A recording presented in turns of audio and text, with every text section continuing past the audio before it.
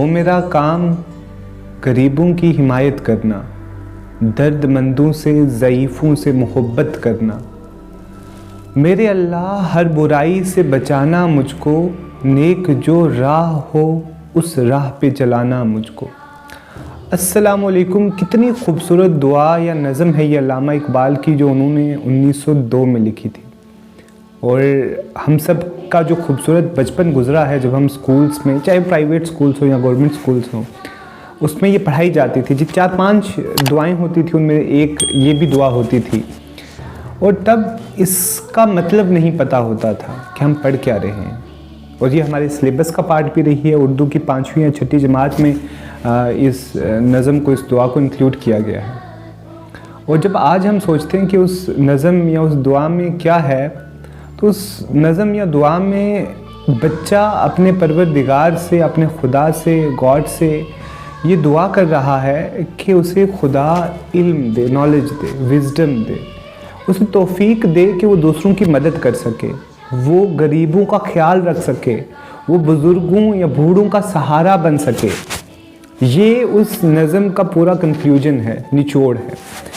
सोचा नहीं था कि इस नज़म को भी इस्तेमाल किया जाएगा नफ़रत फैलाने के लिए, सोसाइटी को पोलराइज़ करने के लिए।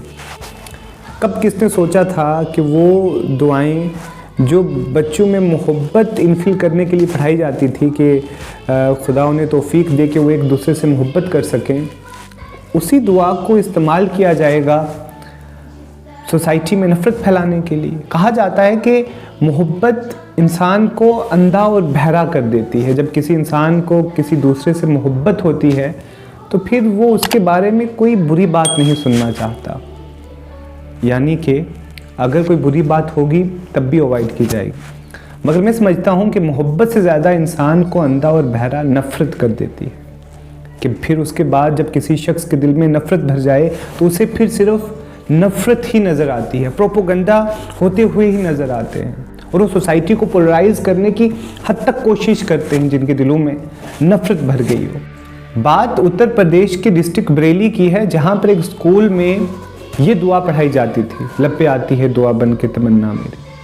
कुछ राइट विंग के लोगों ने इस बात को इशू बनाकर पुलिस कंप्लेंट की, और जब ये वीडियो वायरल होने लग गई कि कुछ बच्चे बड़ी खूबसूरती से पढ़ रहे हैं लब पे आती है दुआ बन के तमन्ना मेरी, तो उस वक्त फ़ौरन state board of education of Uttar Pradesh ने एक्शन लेते हुए जो प्रिंसिपल साहब थे उस स्कूल के, उनको सस्पेंड कर दिया कि वो बच्चों से ये पढ़वा रहे थे।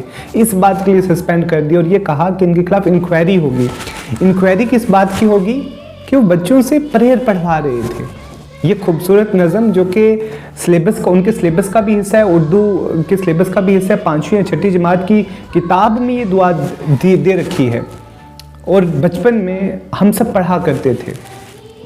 इसलिए उनके खिलाफ इंक्वायरी भी होगी, उनको सस्पेंड भी कर दिया गया है।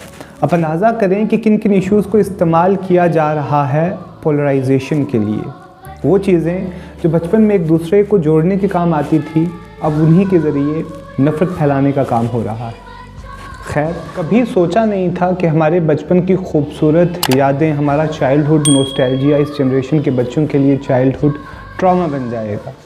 आपसे ये गुजारिश है कि आप इस नज़म को, इस दुआ को खुद पढ़ें और बताएं कि इसमें आपको कौन सी नफ़रत नज़र आती है, कौन सी लाइन इसमें आपको नज़र आती है कि जिससे नफ़रत फैलती है। आज के लिए इतना ही, फिर कभी किसी और इशू पर मुलाकात होगी। बेहद शुक्रिया।